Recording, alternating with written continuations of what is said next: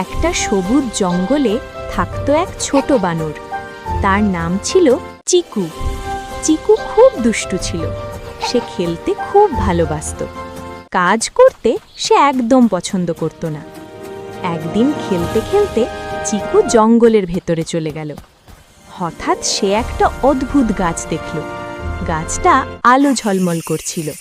চিকু খুব অবাক হলো। গাছটা কথা বলল।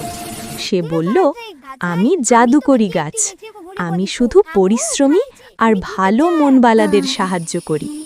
চিকু একটু বিরক্ত হলো। তবু সে গাছটার চারপাশ পরিষ্কার করতে শুরু করলো।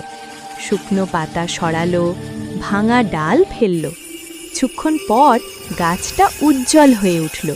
একটা সোনালি ফল নিচে পড়ল। চিকু ফলটা খেল। ফলটা খুব মিষ্টি ছিল।